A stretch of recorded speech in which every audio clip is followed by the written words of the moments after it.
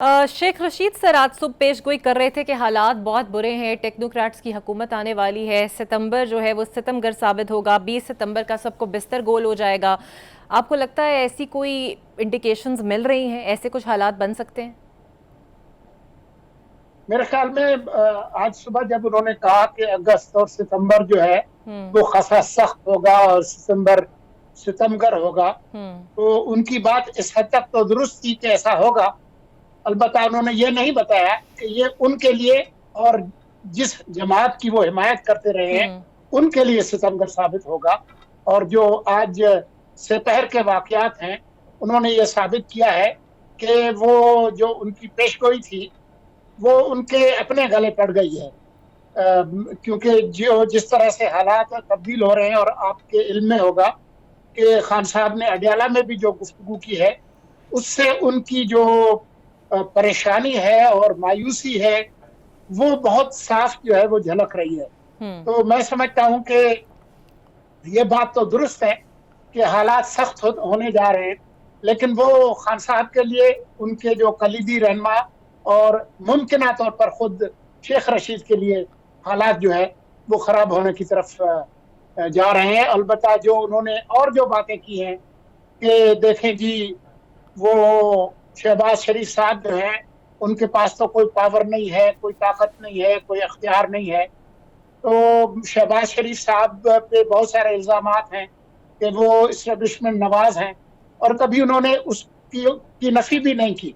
वो मेरे ख्याल में मुस्तकिल मिजाजी के साथ हमारे वो सियासतदान जिन्होंने कहा है कि हम इस्टेब्लिशमेंट के साथ लड़ाई नहीं बल्कि मिलकर चल सकते हैं और वही मुल्क के मफाद में है, तो वो अपनी बात पर कायम है। अलबत्ता ये कहना कि उनके पास कितना अख्तियार है या कितना नहीं है, तो मेरे ख्याल में शेख साहब से पूछना चाहिए कि जिस हुकूमत का वो हिस्सा थे माजी करीब में, उसके पास कितना अख्तियार था। वो जो हुक्मरान जमात थी उनके जो सदर हैं, जो आज भी सदर हैं, चौधरी परवेज इलाही, वो कैमरे पे कह चुके हैं कि जी खान साहब की जो नीतियां हैं वो कोई और तब्दील करता था। खान साहब खुद कैमरे पे इंटरव्यू में कह चुके हैं कि जी मेरी तो हाजिरी जो है वो ऐसा पूरी करती थी। इशारा उनके मुरब्बी फैज अली साहब की तरफ है कि वो सारा काम वही करवा देते थे, इसीलिए तो वो उनको हर सूरत में बरकरार रखना चाहते थे कि जी वो रहे। तो ये बात कहना कि जी वो उनके पास कितनी ताकत है, वो उनको खुद जरा थोड़ा सा सोच विचार करना चाहिए कि वो क्या कर रहे हैं। बाकी ये जो टेक्नोक्रेट्स की जो बातें हैं, देखें जितनी भी निगरान हुकूमतें बनती हैं वो अमलन टेक्नोक्रेट हुकूमतें होती हैं। जो मार्शल लॉ के जमाने में जो हुकूमतें होती हैं वो भी टेक्नोक्रेट हुकूमतें होती हैं ज्यादातर।